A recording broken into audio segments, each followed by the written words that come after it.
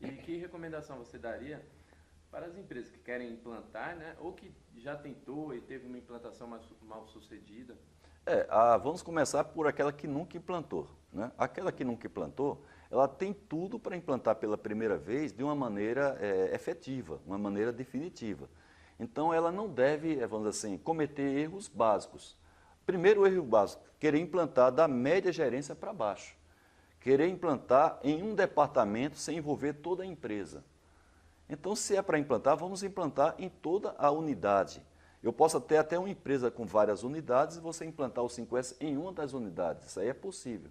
Agora, você imagina, você está lá dentro de um site, aí a manutenção está implantando, mas a produção não implanta. Uma produção A está implantando e a produção B não implanta. Então, diferentemente de algumas outras ferramentas, como o TPM, o 5S eu recomendo que não seja implantado por piloto. Não justifica a gente implantar por piloto. Piloto é quando a gente quer testar. O 5S não precisa mais ser testado. Às vezes o esforço que você vai fazer para implantar o 5S em um departamento é o mesmo esforço que você vai ter para implantar na empresa como um todo. Você vai treinar 3 pessoas na sala de aula que comporta 20 pessoas. Então você vai... mas a minha empresa tem 1000 pessoas, você tem multiplicadores. Em vez de você ter uma pessoa só treinando, você forma multiplicadores. 20 multiplicadores, cada multiplicador treina o seu departamento. Então não justifica a gente ter a ideia do piloto. Então esse erro é o erro básico que algumas empresas cometem. Elas não implantam o 5S às vezes no site como um todo. Então termina uma pessoa de uma área influenciando negativamente a outra área por até desconhecimento dos conceitos.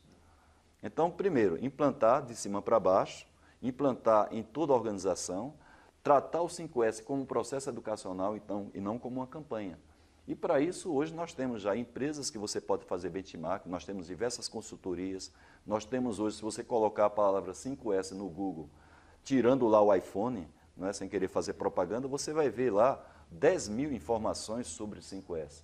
Nós temos aqui, de maneira eu tenho muito orgulho, de ter no nosso site o maior portal de conteúdo do mundo. Não existe, eu faço benchmark em outras línguas, principalmente em língua inglesa, língua espanhola, não existe um site com maior intensidade em termos de conteúdo do que esse que nós disponibilizamos. E boa parte das informações que estão ali, Jonas, não são informações que eu criei, são informações dadas pelas empresas. Então, quando você pergunta para mim quais são essas dificuldades, são as dificuldades que eu vivencio nas empresas às quais eu presto serviço. Eu também contato com outros consultores que têm, às vezes, as mesmas dificuldades que eu encontro nas empresas que são clientes minhas. Então, o que você tem lá vamos dizer assim, uma enciclopédia de informações, são informações de diversas fontes. E você tem também os livros de minha autoria, cada livro para um público-alvo diferente. Então, você tem coleção hoje de 5S, nessa coleção você tem fotografias, exemplos, além do que eu disponibilizo no meu site em forma de vídeos.